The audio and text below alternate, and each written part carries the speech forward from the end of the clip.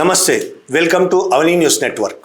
Supreme court chief justice Suryakant ఈ మధ్య మళ్ళీ చాలా వివాదాలు ఉన్నాయనేవి. కాక్రోచ్ అనే ఆయన వ్యాఖ్యానించిన దగ్గర నుంచి అంతకు ముందు కూడా ఉన్నాయి, దగ్గర నుంచి ఇప్పటిదాకా చాలా వివాదాలు ఉన్నాయి. మొన్న ఈ మధ్య జూలై 20వ తేదీన జంతర్ మంతర్ దగ్గర ఉద్యమం చేస్తున్న, ఆందోళన చేస్తున్న విద్యార్థుల మీద పోలీసులు జరిపిన దుర్మార్గమైన, క్రూరమైన దాడి మీద వీడియోలను తీసుకొని ఒక లాయరు కోర్టుకెళ్ళాడు. కోర్టుకెళ్తే పిటిషన్ లైవ్ లా ప్రకారం పిటిషన్ను సిజేఐ తిరస్కరించాడు. తిరస్కరించడమే కాకుండా వీడియోలు చూడండి ఉన్నాయి అంటే, వీడియోలు చూసే టైం మాకు లేదు, మా టైం వేస్ట్ చేయకు అని మాట్లాడు. టైం నాకు లేదు, టైం వేస్ట్ చేయకు, నీ టైం వేస్ట్ చేసుకోకు, మా టైం వేస్ట్ చేయకు, అర్జెంట్ ఏం లేదు దీంట్లో అని మాట్లాడాడు. దేశవ్యాప్తంగా దీని మీద పెద్ద ఎత్తున విమర్శలు రావడంతో 1-2 రోజుల్లోనే వెంటనే మాట మార్చాడు. ఇది మాట మార్చడమే. లైవ్ లా ప్రకారం అయితే, లైవ్ లా లీగల్ విషయాలను, లీగల్ వార్తలను ఇచ్చే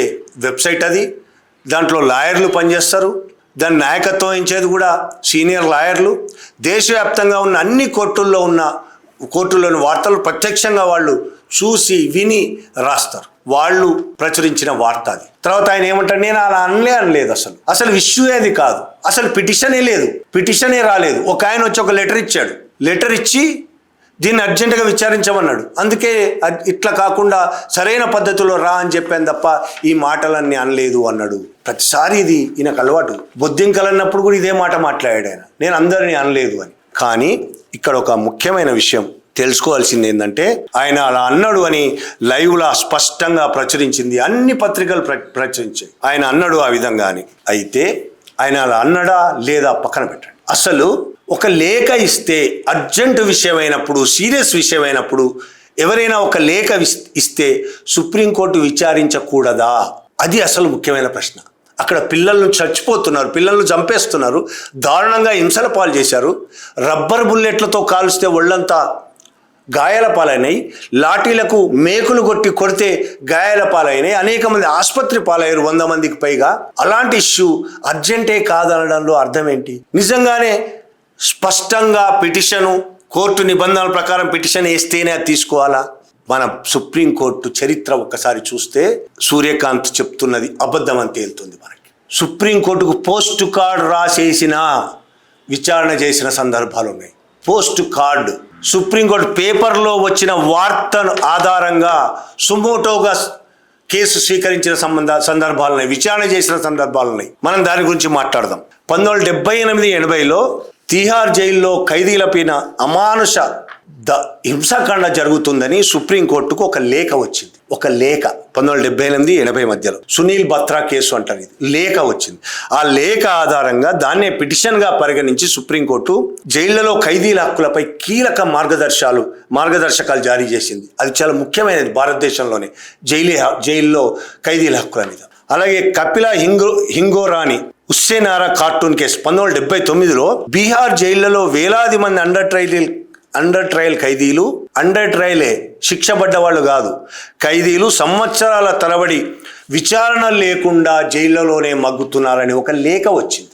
ఆ లేఖ ఆధారంగా దాన్నే పిటిషన్గా స్వీకరించి సుప్రీంకోర్టు దాని ప్రజాహిత వాద్యంగా పిల్గా స్వీకరించి వేగవంతమైన విచారణ అనేది రాజ్యాంగం ఇచ్చిన హక్కు ప్రతి ఒక్కళ్లకు అని తీర్పు చెప్పింది.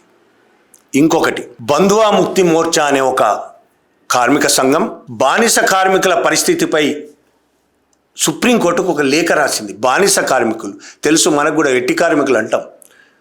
మన ఇటుకల తయారీలో చాలా చోట్ల వెట్టి కార్మికులు ఉంటారు. వాళ్ళని తీసుకొస్తారు, ఊళ్ళో ఉన్నప్పుడు కొంత డబ్బులు ఇస్తారు, తీసుకొస్తారు, ఇక వాళ్ళు వెళ్ళనివ్వరు, తిండి సరిగ్గా ఉండదు, బానిసలు మొత్తం. అటువంటి కార్మికులకు సంబంధించిన పరిస్థితి మీద బంధువా ముక్తి మోర్చా అనే ఒక సంస్థ సుప్రీంకోర్టుకు లేఖ రాస్తే సుప్రీంకోర్టు దాన్ని ఒక పిటిషన్గా స్వీకరించి మొత్తం కూలీలను, అట్లా బానిసలుగా ఉన్న కూలీలను మొత్తం విముక్తి కలిగించింది. ఇది ఒక చారిత్రక తీర్పు. ఈ వెట్టి కార్మికుల విషయంలో పర్యావరణ కేసులని, ఎంసీ మెహతా పర్యావరణ కేసులు, కొన్ని పర్యావరణ సంస్థలపై వచ్చిన లేఖలు, ఫిర్యాదుల ఆధారంగా పర్యావరణ సంస్థల మీద కొంతమంది రాసిన లేఖలు, ఫిర్యాదుల ఆధారంగా విచారణ చేసింది సుప్రీంకోర్టు. గంగా కాలుష్యం మీద లేఖ రాస్తే విచారణ చేసింది, పరిశ్రమల కాలుష్యాల మీద లేఖ వస్తే విచారణ చేసింది. ఇట్లా చాలా విచారణ చేసి తీర్పులు వెలువచ్చింది. అంతేకాదు పత్రికల్లో వచ్చిన వార్తల ఆధారంగా సుమోటో కేసులు కూడా చాలా సుప్రీంకోర్టు చేసింది. అట్లా కోవిడ్-19లో మనకు గుర్తుండే ఉండాలి. 2021 కోవిడ్-19లో ఆసుపత్రుల్లో ఆక్సిజన్ కొరత, ఔషధాల కొరత, విపరీతమైన మరణాలు. దీని మీద మీడియాలో పత్రికల్లో వచ్చిన వార్తల ఆధారంగా సుప్రీంకోర్టు సుమోటోగా కేసు తీసుకొని కేంద్ర రాష్ట్ర ప్రభుత్వాలకు ఆదేశాలు జారీ చేసింది. అలాగే అదే టైంలో 2020 టైంలో కరోనా సమయంలోనే వలస కార్మికుల సంక్షోభం మీద కూడా సుప్రీంకోర్టు పత్రికల్లో వచ్చిన లాక్డౌన్ సమయంలో లక్షలాది మంది వలస కార్మికులు కాలినడక వెళ్తున్న విజువల్స్ మనం చూసుంటాం. చాలా హృదయ విదారకమైన విజువల్స్. దుఃఖం వస్తాయి. కాళ్ళు నడిచి కాళ్ళు పోయి వెళ్ళలేక, డబ్బులు లేక, ఆకలితో వేల మంది కార్మికులు నడుచుకుంటా వెళ్ళిన ఆ దృశ్యాలు కలిచివేసినాయి దృశ్యాలు. ఆ పేపర్లో వచ్చిన వార్తల ఆధారంగా సుప్రీంకోర్టు సుమోటోగా కేసు తీసుకొని ప్రభుత్వాలను వివరణ కోరింది. మహిళలపై అత్యాచారాలు, చిన్నారులపై దాడులు, ఇటువంటి కథనాలు వచ్చినప్పుడు పత్రికల ఆధారంగా కోర్టు సుమోటోగా కేసు చేపట్టిన సందర్భాలు. పర్యావరణ విషయాల్లో కూడా ఢిల్లీ వాయు కాలుష్యం, నదుల కాలుష్యం వంటి అంశాల్లో కూడా మీడియాలో వచ్చిన దాన్ని చేసింది, విచారణ చేసింది, తీర్పులు ఇచ్చింది. పిఎన్ భగవతి, విఆర్ కృష్ణయ్యర్, ఈ ఇద్దరు జడ్జిలు, justice P N Bhagwati, justice V R Krishna Iyer, అద్భుతమైన జడ్జిలు వీళ్ళు. దేశంలో ప్రజాస్వామ్యాన్ని కాపాడడం కోసం తీవ్రమైన ప్రయత్నం చేసిన వాళ్ళు సుప్రీంకోర్టు జడ్జిలు. ఈ పిల్ అనే పబ్లిక్ ఇంట్రెస్ట్ లిటిగేషన్ అనే భావాన్ని డెవలప్ చేసిన వాళ్ళు. డెవలప్ చేయడమే కాదు, ఒక లెటర్ వచ్చినా సరే మనం దాన్ని పిటిషన్గా స్వీకరించవలసిందే అని చెప్పిన వాళ్ళు. ఆ తర్వాత చాలా కాలంగా అది నడుస్తూనే ఉంది ఇప్పటికీ. ఆ విషయం మన సిజేఐ సుప్రీంకోర్టు చీఫ్ జస్టిస్ సూర్యకాంత్కు తెలియకపోవడం విచారకరం కదా. ఇంత దుర్మార్గమైన దాడి ఢిల్లీలో, సుప్రీంకోర్టు ఎక్కడుందో అక్కడే దాడి జరిగింది. పేపర్లలో వార్తలు వచ్చాయి, మీడియాలో వార్తలు వచ్చాయి, సోషల్ మీడియా నిండా అవే ఉన్నాయి, వీడియోలు వచ్చినాయి. మొత్తము రక్తాలు గారుతూ, తలలు పగిలిపోయిన వాళ్ళు, 100 మందికి పైగా హాస్పిటలైజ్ అయిన వాళ్ళు వార్తలు వస్తే, ఒకతను లేఖ ఇచ్చాడని, లేఖని నేను స్వీకరించను, లేఖ ఇచ్చాడు కాబట్టి స్వీకరించలేదు, పిటిషన్ రూపంలో రావాలి అని అన్నాను అంటే అర్థం ఏముంది ఇందులో? అంతకుముందే ఆయన నాకు టైం లేదు, టైం వేస్ట్ చేయకండి, ఈ దేశ ప్రజల ప్రాణాల కంటే మీకు ఇంకా ముఖ్యమైన పని ఏముంటుందో, ప్రాణాలు పోతున్నాయి అక్కడ, దానికంటే ముఖ్యమైన పని ఏముంటుంది? ఈ జస్టిస్ సూర్యకాంత్ నిజానికి ఆయన చీఫ్ జస్టిస్ అయినప్పటి నుంచి ఇట్లాంటివి ఎన్ని పనులు చేశాడు. ఇష్టం వచ్చినట్టు తిట్టి, మీరంతా కాక్రోచ్లు, ఈ దేశం పారాసైట్లు, యువత మొత్తం, నిరుద్యోగులు, జర్నలిస్టులు ముసుగులో, సోషల్ మీడియా జర్నలిస్టుల ముసుగులో మీరందరూ దేశం మీద దాడి చేస్తున్నారు, ప్రశ్నించడం పేరుతో దాడి చేస్తున్నారు, మీరంతా కాక్రోచ్లని మాట్లాడినవాడు. దాని తర్వాతనే కదా కాక్రోచ్ జనతా పార్టీ పుట్టింది. అవును, మేము కాక్రోచ్లమే అంటూ. ఇప్పుడేమో పిల్లలు చచ్చిపోతున్నా మాకు సంబంధం లేదు, మా టైం వేస్ట్ చేయకండి, ఈ వీడియోలు చూడడానికి మాకు టైం లేదు. ఇది ఆయన మాట్లాడిన మాటలు.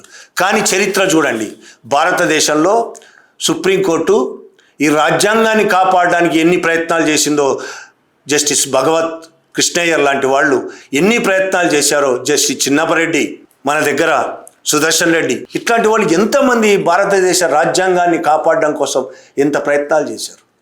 ఈ దేశ ప్రజల ప్రాణాలు కాపాడడానికి, దేశ ప్రజల అన్యాయం కాకుండా చూడడానికి ఇలాంటి జడ్జిలు తీవ్రమైన ప్రయత్నం చేశారు. అది మర్చిపోతే కుర్చీ మీద కూర్చున్న మీరు, వాళ్ళు చేసిన దాంట్లో 5% అయినా ఈ దేశం కోసం చేయాలి కదా. దేశ ప్రజలంటే అసహ్యం మీకు, దేశ ప్రజల పట్ల కనీసం సానుభూతి లేదు, వాళ్ళు పడుతున్న కష్టాల పట్ల సానుభూతి లేదు, విద్యార్థులు చనిపోతుంటే మీకు సానుభూతి లేదు. సానుభూతి పక్కన పెట్టండి, చట్ట ప్రకారమైనా చేయాలి కదా. సాంప్రదాయ ప్రకారం, సుప్రీంకోర్టు సాంప్రదాయ ప్రకారమైన మీరు చేయాలి కదా.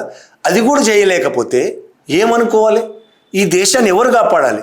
ప్రభుత్వాలేమో ఆర్ఎస్ఎస్, బీజేపీలు మొత్తం అన్ని వ్యవస్థలను గుప్పెట్లో పెట్టుకొని ప్రజల మీద దండయాత్ర చేస్తుంది, హింసల పాలు చేస్తుంది. ఎన్నికల కమిషన్ దానికి సపోర్టుగా ఇంకెవరు గెలవకుండా అన్ని సహకారాలు అందిస్తుంది.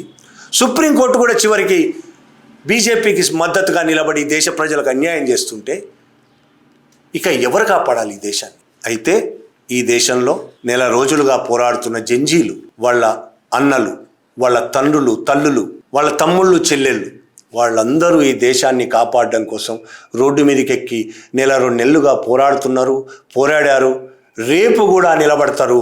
ఈ ఆర్ఎస్ఎస్ మొత్తం వ్యవస్థలను గుప్పెట్లో పెట్టుకొని చేస్తున్న దుర్మార్గాలకు వ్యతిరేకంగా వాళ్ళు పోరాడతారు. మీలాంటి వాళ్ళకి ఖచ్చితంగా ఈరోజు కాకపోయినా రేపైనా మీ మొహాన్ని అద్దంలో చూపిస్తారు. Thank you very much.